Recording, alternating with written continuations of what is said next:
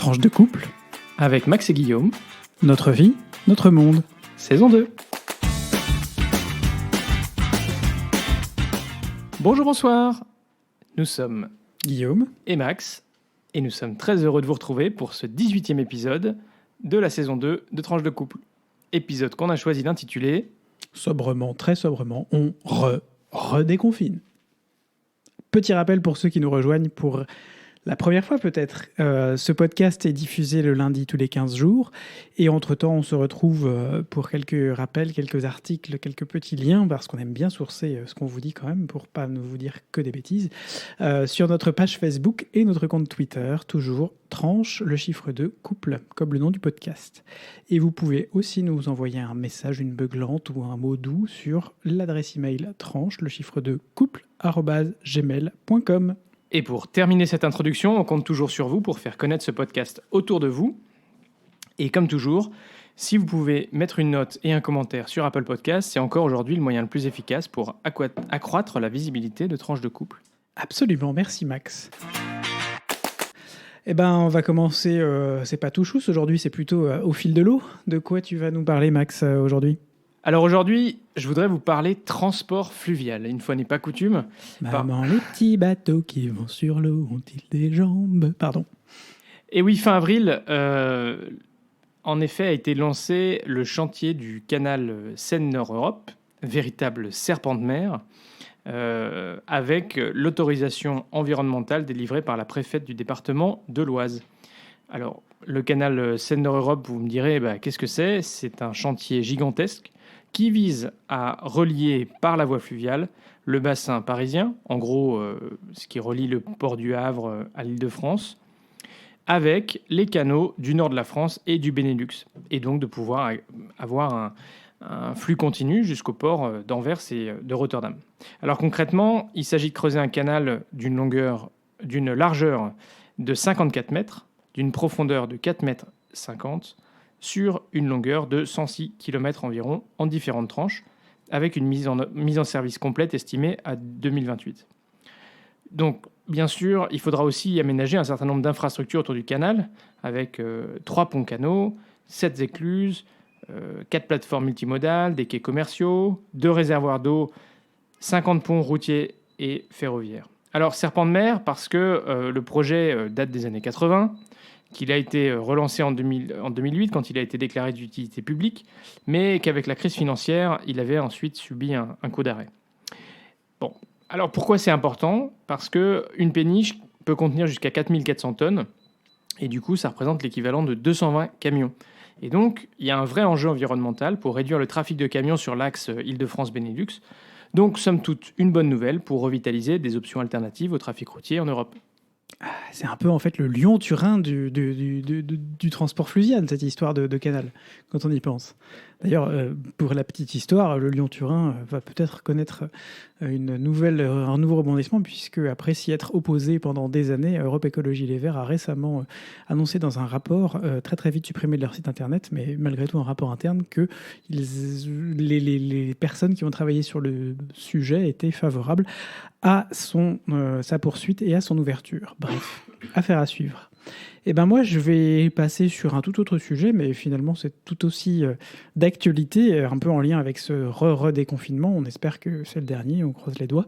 Et puis, cette idée qui est arrivée plusieurs fois dans les semaines passées, mais qui a été renforcée cette semaine, puisque le mercredi 5 mai, Joe Biden, via sa secrétaire au commerce, a annoncé qu'il était favorable à la levée des brevets sur les vaccins Covid. Alors, est-ce que c'est une bonne idée ? Moi je pense, que c'est plutôt une fausse bonne idée. En effet, Joe Biden, pour lequel plus personne n'aurait l'idée d'utiliser le méchant surnom donné par Donald Trump de Sleepy Joe, ou Joe l'endormi, tant il parvient encore à bousculer les pronostics avec une politique au vernis résolument plutôt à gauche pour les États-Unis, quelque chose qui était difficilement pensable il y a quelques semaines, mais bon, ça fera peut-être l'objet d'une prochaine actu plus en détail.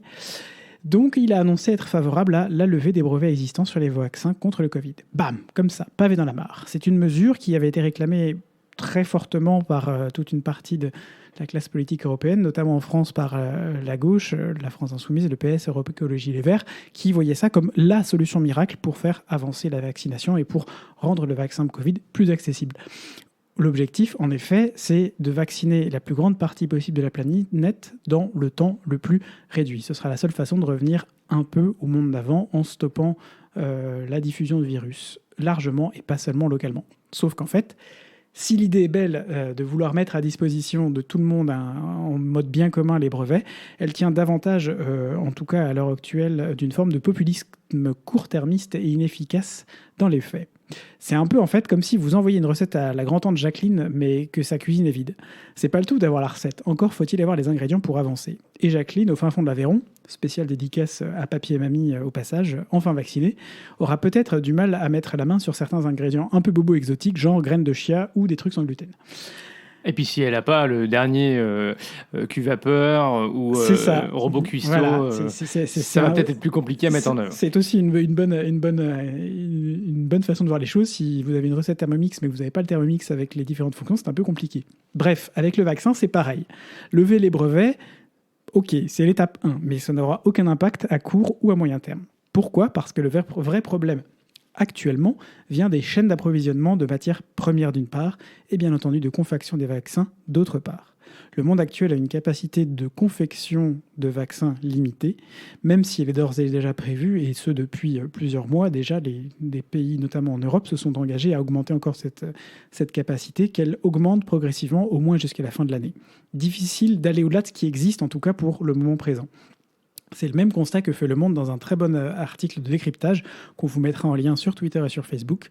Le problème n'est donc pas tant celui de la disponibilité de la recette, mais bien celle de la production et de la qualité. Ah oui, parce qu'en plus, il ne faut pas produire non plus un gâteau qui soit tout pourri, qui explose.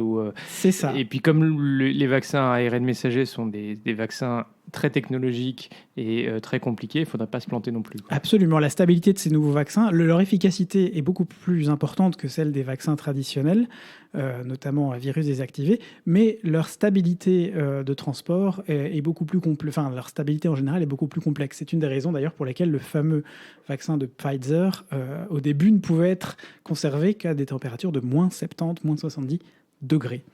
On a vu que même des usines aux États-Unis ont réussi quand même à foirer la production de 15 millions de doses qui ont dû être foutues à la poubelle. Absolument, comme quoi on n'est pas sorti. Mais c'était pas pour Johnson & Johnson ? Non, c'était pour Pfizer. C'était Pfizer. Ah oui. Bon, enfin bref, toujours est-il que c'est un processus complexe.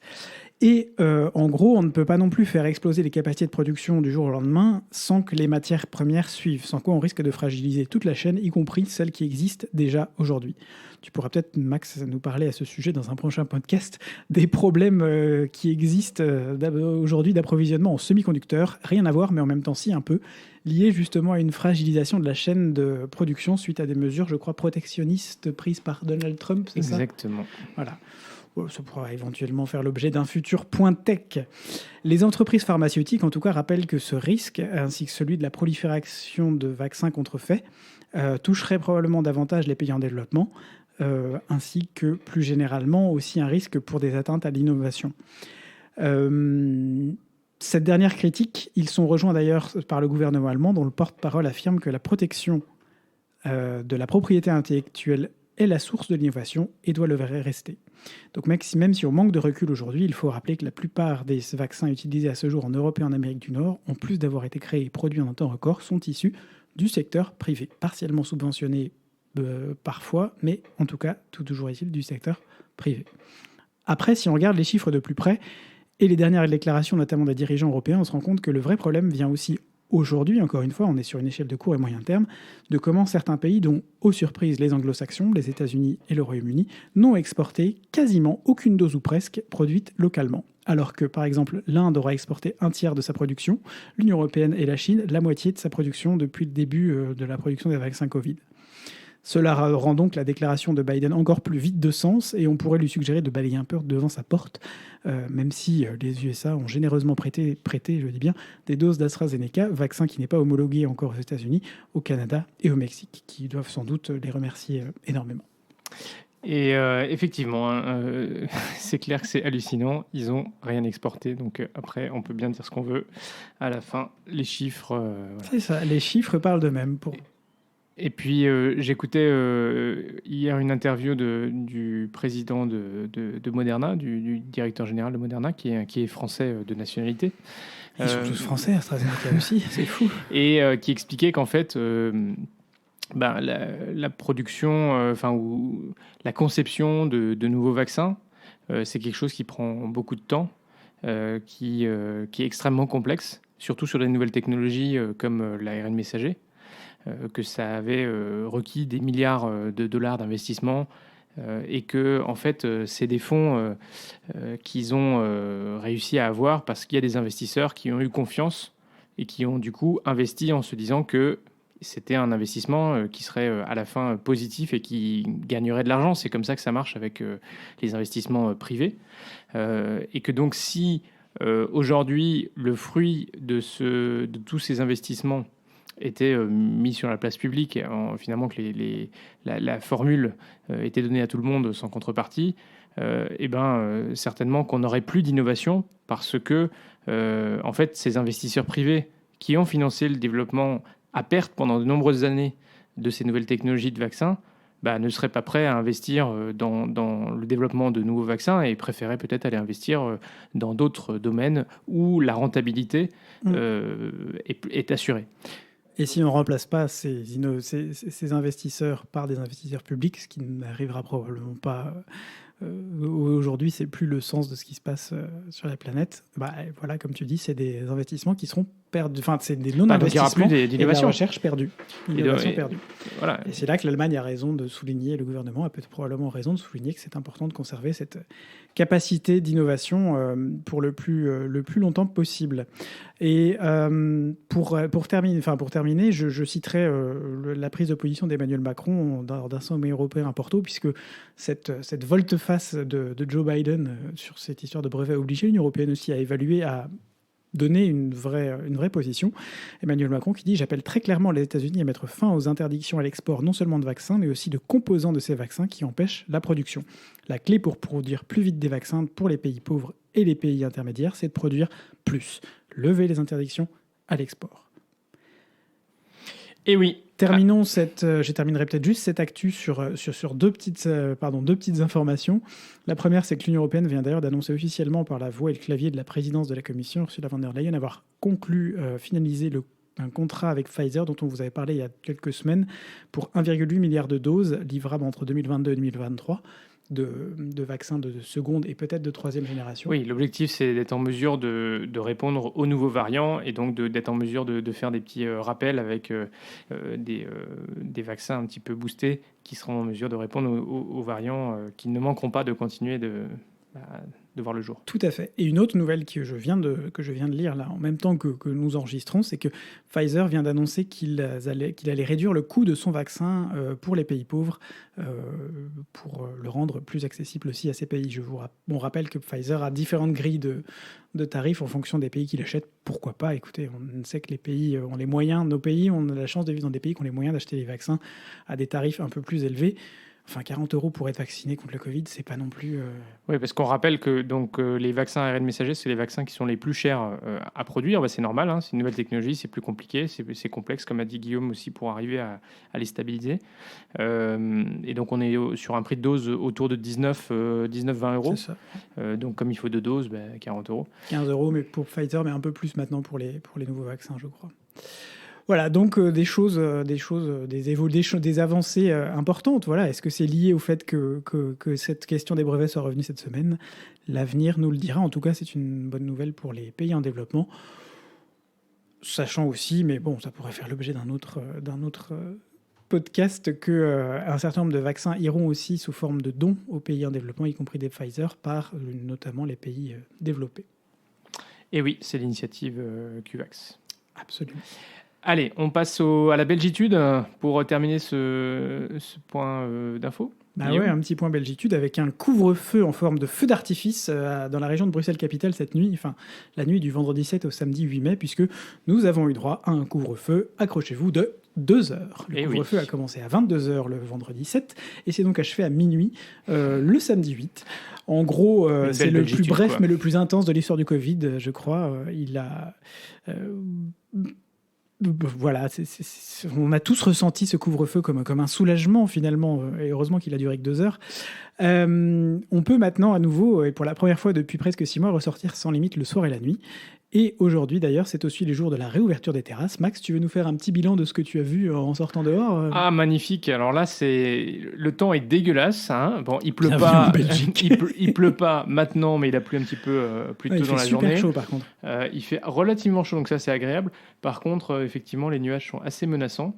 Et on peut vous dire que Ça ici, n'empêche pas les gens de sortir. les terrasses sont limitées à 4 personnes par table. Et donc là, tout le monde a sorti les tables. Donc en fait, pour être encore mieux, les restaurateurs et les cafetiers ont sorti en fait les tables de l'intérieur pour les mettre sur les trottoirs. Il y a une certaine latitude. D'ailleurs, on avait pu voir déjà que dès hier, c'était déjà un peu le cas. Et puis, vous voyez, à 17h, il y avait quand même des gens qui étaient même dans qui sont des restaurants et donc qui font pas normalement bar. Par exemple, le resto à burger de la place Flagey, et il y avait des gens qui étaient en train de manger des burgers à 17h. Donc, on s'en fout. Voilà. La question, c'est pas l'horaire, c'est d'être dehors avec en un terrasse. petit spritz. Voilà. Voilà. Burger, Et pour ceux qui connaissent le café Belga à Ixelles, à côté des étangs d'Ixelles, donc pas très loin de chez nous, je peux vous dire que c'était la cohue. C'était bondé. En tout cas, fallait pas aller chercher une place. On va laisser passer les la cohue des premiers jours. On ira se faire une petite bière en terrasse la semaine prochaine. Voilà, on a la chance d'avoir une petite terrasse privative qu'on avait déjà inaugurée auparavant. Donc, on va laisser ceux qui étaient dans les appartements confinés profiter de ces terrasses. C'est ça. Mais ça nous fait une chouette transition vers notre rubrique vie de couple, tout ce qui s'est passé ces 2 dernières semaines. Puisque justement avec ce redéconfinement, on redéconfine. Oui. On essaye d'avoir des perspectives. Alors juste d'abord une petite dédicace à Julie. On avait dit qu'on essaierait de travailler sur la question de prendre de l'âge. Qu'est-ce que ça fait pour nous dans notre vie de couple? J'avoue qu'on n'a pas vraiment eu le temps de travailler cette question. Et pourquoi cette question est arrivée? Parce que vous vous souvenez, régulièrement, on vous a demandé, vous, les auditeurs de ce podcast, de nous dire quel sujet vous auriez aimé qu'on traite. Absolument. Et donc, Julie nous a dit, vous pourriez traiter de la question de la prise de l'âge dans le couple. Ah oui, alors c'est vrai qu'au fur et à mesure que notre couple prend de l'âge, puisqu'on est en route vers notre 11e année, notre 11e anniversaire, dans moins d'un mois, dans 1 mois et 10 jours. Voilà. Nous, respectivement, nous prenons de l'âge aussi. Alors, je ne sais pas si on devient plus bougon ou on devient... ça, je deviens encore plus insupportable qu'avant. Tu as le droit de le dire. Voilà. Exigeant. Mais en même temps, on se connaît de plus en plus. Ouais, disons qu'il y a plus trop de surprises sur nos caractères respectifs. Je crois que là, on peut plus vraiment retourner, le renvoyer ou aller. Quand je dis à la maman de Guillaume que je voudrais le rapporter parce que il n'y a pas de service après-vente, elle se défausse. Exactement. Bon, après, il faut dire qu'après 10 ans, c'est vrai que ça serait un peu même peu la abusé, garantie quoi. décennale, ça marche plus. Non, mais moi, ça me fait penser aussi au point routine qu'on vous a fait plusieurs fois dans les épisodes précédents, où en fait, c'est aussi une façon pour nous de... Voilà, alors, il y a des questions qui ne se posent pas pour l'instant, pas encore, dans notre vie, mais la retraite. Où est-ce qu'on va passer notre retraite? La routine, en Belgique ou en France? Comment c'est important aussi dans un couple de casser la routine, de sortir, d'arriver à se surprendre, à surprendre l'autre. Et même en temps de Covid, surtout en temps de Covid, comme en règle générale, c'est important, je crois, d'innover. Et de se dire sans cesse que c'est aussi ça, c'est qu'au bout d'un moment, si on a on a fait le tour un peu de l'un de l'autre, on a fait le tour de notre couple, on fait le tour de nos... que tu dis. Mais oui, mais donc on apprend à se réinventer, on apprend à refaire des choses, on se découvre de nouvelles passions, on passe d'une passion à l'autre, il faut avoir partage, il faut avoir des projets dans la vie, on échoue, et dans notre couple aussi, voilà.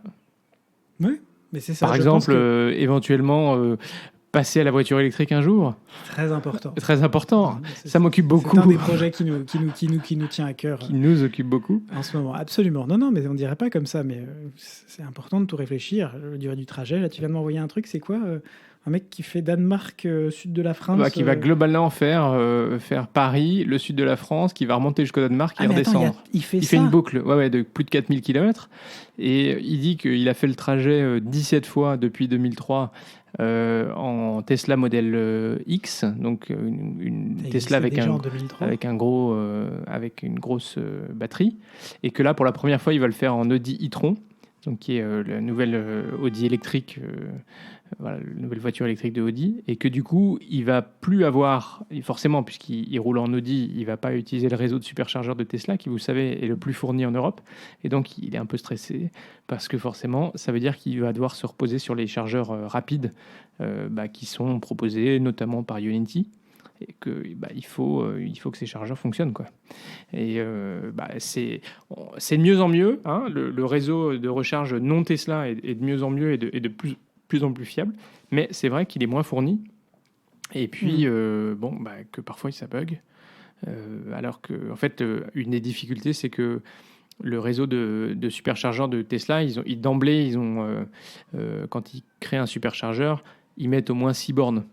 Donc si tu en as une ou deux qui fonctionnent pas, tu as quand même 4 autres bornes au moins, et puis ça va parfois, il y a 8 bornes ou 12 bornes, voire 16 bornes ou 20 bornes, enfin ça peut aller... Et du coup, ils ont prévu la masse, ils ont prévu le nombre, et chez Ionity, c'est pas toujours le cas. Et donc, si tu arrives et que la borne a un problème, ça peut être un peu compliqué. Absolument. Mais bon, on s'égare un peu parce qu'on était quand même sur la rubrique. On a fait une mini-rubrique tech, mais c'est bien. C'est bien pour montrer comment on avance aussi là-dessus. Et pour revenir à la question de l'âge, c'est difficile de dire parce que c'est vrai que l'âge, au niveau santé, on ne peut pas vraiment dire que pour l'instant on le ressente. On mature par rapport aux choses de la vie, donc ça veut dire qu'on les prend aussi avec un peu plus de philosophie. On prend des coups, mais pas forcément des coups physiques. On prend des coups émotionnels, on prend des coups, mais on apprend à parer ces coups, et puis on apprend aussi chaque jour est une fête. Je ne sais pas qui est-ce qui disait ça, mais j'aime bien cette idée. Alors ça fait un peu bisounours, c'est pas tous les jours le cas. Il y a des jours où on a envie d'envoyer tout péter et tout le monde, mais globalement c'est important je crois, de réussir à se lever en se disant qu'est-ce qui va se passer aujourd'hui, et demain est un autre jour, et on change de perspective, et on reste sur la même si on est dans une bonne perspective. Et je dirais que qu'est-ce que ça change de grandir, de prendre de l'âge dans un couple. Je pense que les projets aussi sont pas les mêmes quand on est un couple jeune et qu'on est plus jeune, et que quand on est un couple qui a déjà plus de bouteilles, et puis que soi-même on est aussi plus âgé. On apprend aussi à prendre soin de soi. Typiquement, on a quand même acheté une maison tous les deux l'année dernière. Alors qu'il y a 11 ans, le gros truc, c'était d'acheter des meubles ensemble. Voilà, donc on allait chez Ikea pour acheter quelques meubles, et là, on a acheté une maison qui est quand même sur un investissement... Quand même level up, quand on est passé au niveau au-dessus. Là. Pas le même. Voilà. On verra. Je pense qu'on aura probablement des choses...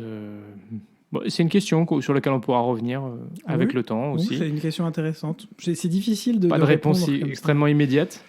Non. Et complète. Je suis persuadé que dans quelques temps, on aura d'autres choses qui évoluent, d'autres réponses et d'autres choses à apporter aussi dans cette rubrique. En tout cas, merci Julie d'avoir apporté cette idée. On la garde vraiment de côté pour la suite. Et on attend du coup aussi vos suggestions de thèmes qu'on pourrait aborder. N'hésitez pas. Ça nous permet de réfléchir aussi. Puis vous voyez, on n'a pas forcément toutes les réponses tout de suite. Mais c'est intéressant de se dire c'est peut-être quelque chose sur lequel on pourra aussi revenir au fur et à mesure. Tout à fait.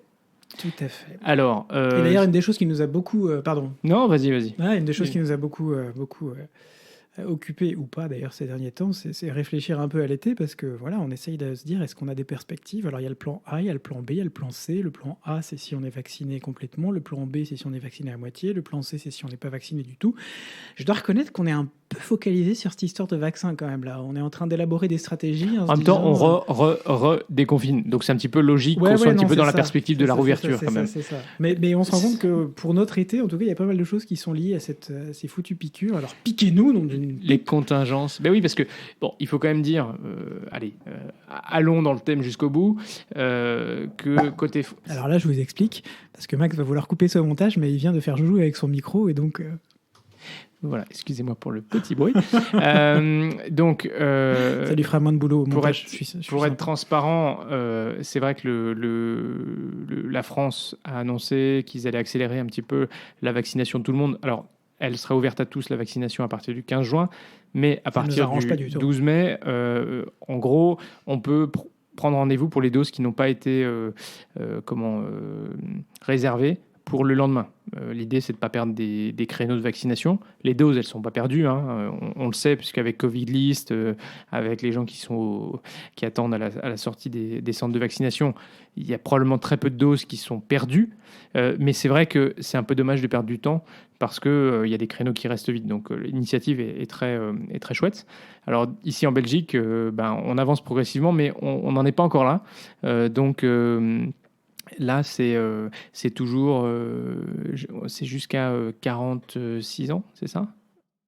La liste d'attente, je crois. Non, attends, 46 ans pour la liste à Bruxelles, dans la région de Bruxelles. Attention, parce qu'en Belgique, tout est séparé. C'est chaque région a son propre. Et oui, en Flandre, les vieux se vaccinent plus. Alors du coup, forcément, la vaccination progresse moins. Les personnes âgées, on dit. Oui, d'accord, ok. Mais de fait, c'est bien aussi parce que ça veut dire qu'à long terme, c'est positif. Mais à Bruxelles, ils ont plus de mal et du coup, à faire en sorte que les gens se vaccinent pour plein de raisons, notamment de population. Voilà, il y a plein de. On pourrait y revenir aussi, des inégalités entre les quartiers les plus aisés et les quartiers les moins aisés, clairement, où l'information passe différemment. Mais donc à Bruxelles, on est à 40... les plus de 41 ans peuvent s'inscrire sur la liste d'attente. Arrête de toucher ce micro, sinon tu vas être obligé encore de couper une autre truc au montage. Bref. Donc les plus de 41 ans peuvent s'inscrire sur la liste d'attente et les plus de 46 ans peuvent se faire vacciner dans les centres qui existent aujourd'hui. Bref, on attend un peu notre tour avec grande impatience, hein. Piquez-nous.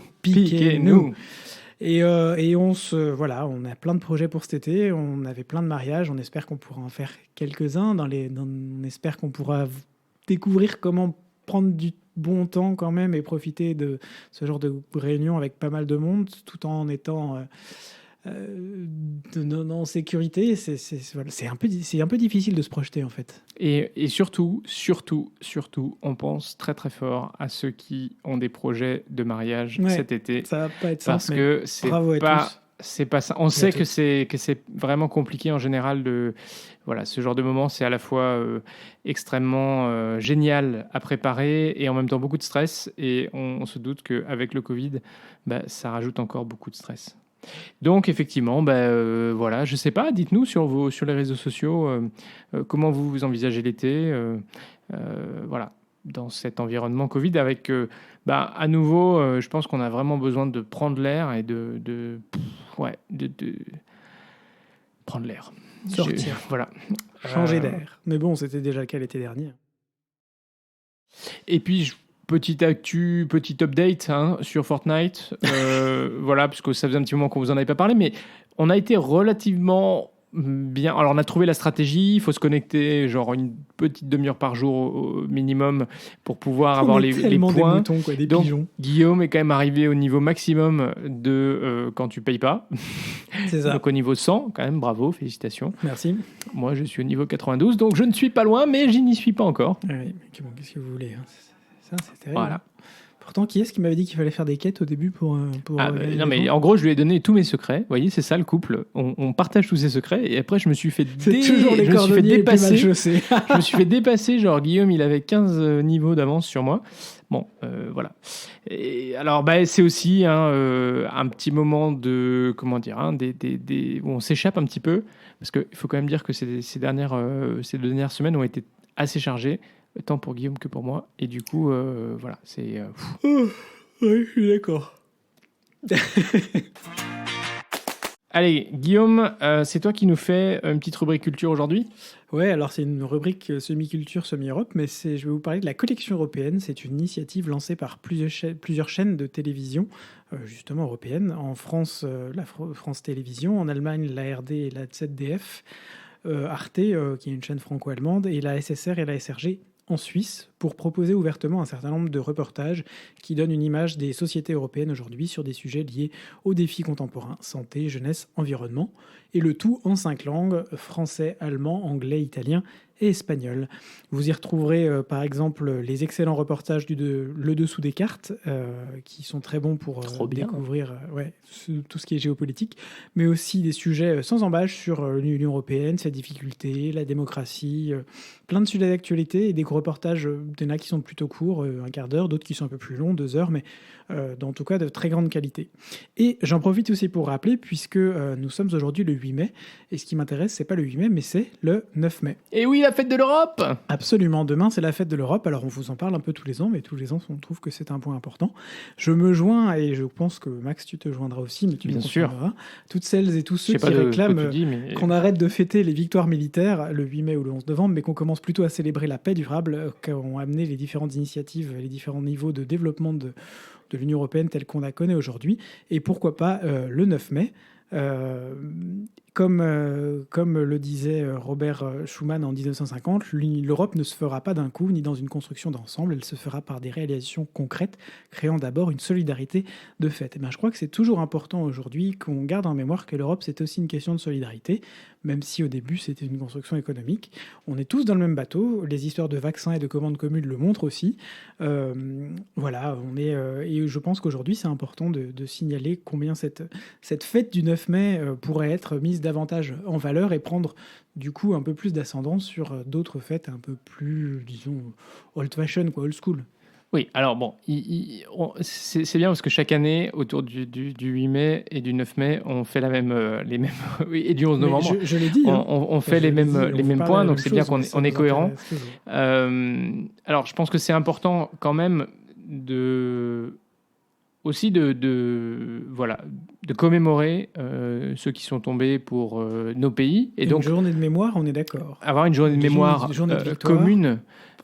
Oui, mais c'est aussi, disons que c'est quand on célèbre l'armistice, en fait, on commémore aussi tous ceux qui sont morts, voilà, dans ces guerres qui ont façonné notre histoire. Mais comme on l'avait proposé, on pourrait avoir une journée européenne de commémoration des vétérans, hein, donc, et des morts, comme ils ont aux États-Unis. Et puis une journée européenne du 9 mai où on célèbre vraiment l'Europe et le fait d'être ensemble une construction, citoyen la européen. Solidarité. Peut-être avant de clore cet épisode, je voudrais aussi simplement pour ceux qui sont un petit peu fans de tech et de voitures électriques et de spatial et de tout ça, de vous dire que le samedi 8 mai au soir, c'est aussi le jour où Elon Musk va être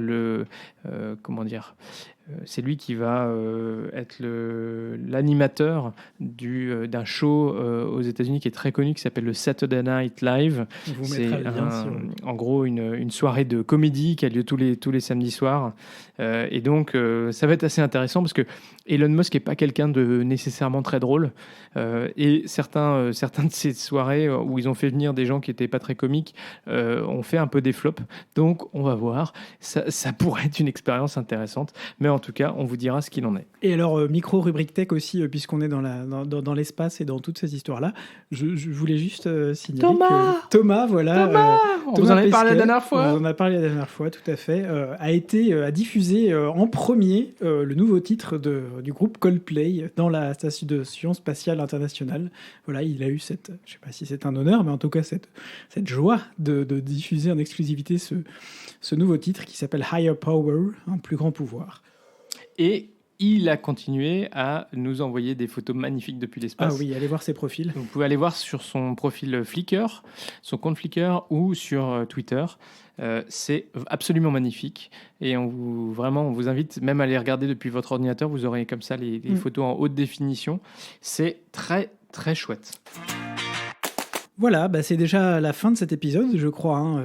On redéconfine, du coup. Du coup, on est redéconfiné. Ouais, ça y est. Alors, si cet épisode vous a plu, n'hésitez pas à le partager sur vos réseaux sociaux.